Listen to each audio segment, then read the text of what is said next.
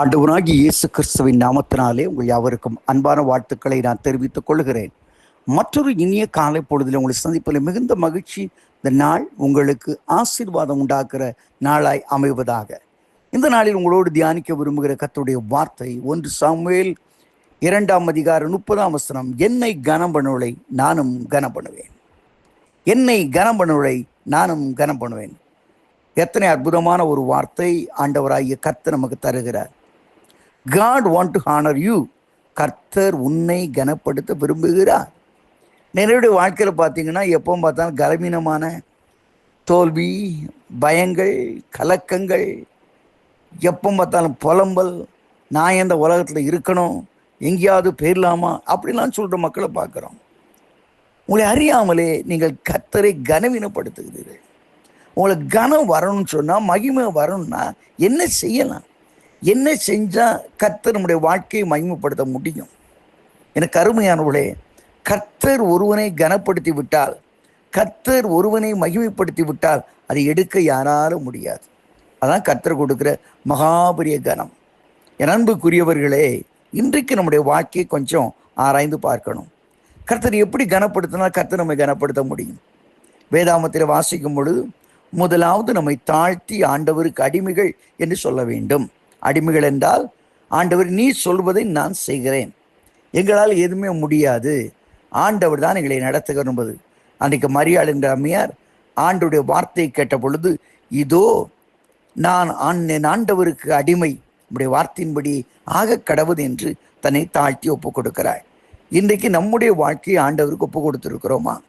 ஆண்டவரே, நான் உண்மை கனப்படுத்த விரும்புகிறேன்.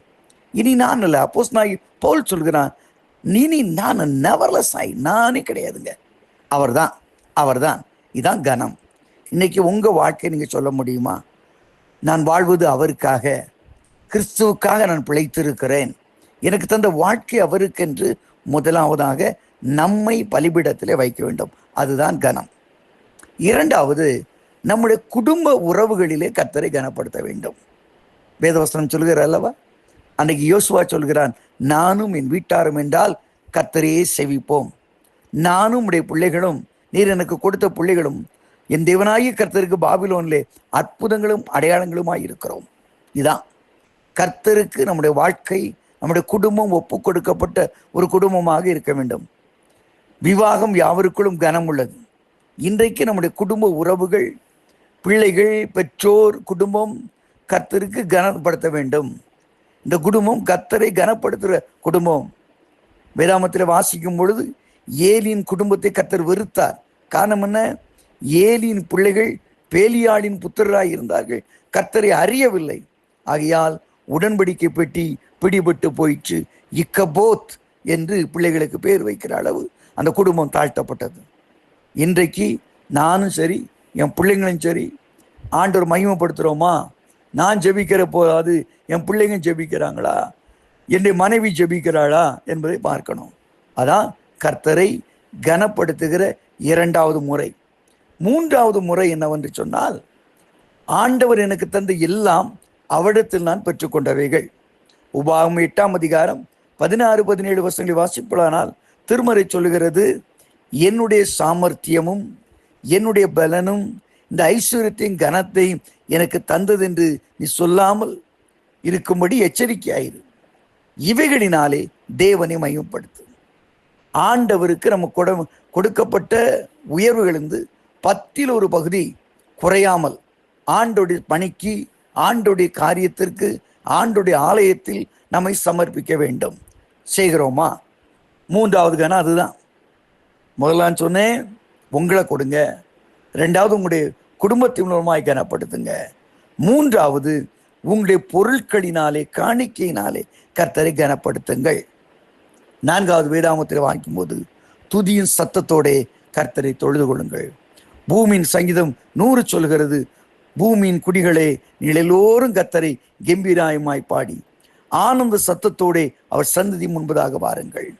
நம்ம வரணும், ஆண்டவர் துதிக்கணும், ஆண்டவர் மகிமைப்படுத்தணும். ஆண்டவர், நீர் நாங்கள் அல்ல, நீரே எங்களை சிருஷ்டித்தீர், உமக்கே கனத்தை செலுத்துகிறோம் என்று நாம் அவரை துதிக்கும் பொழுது கர்த்தரை கனப்படுத்துகிறோம்.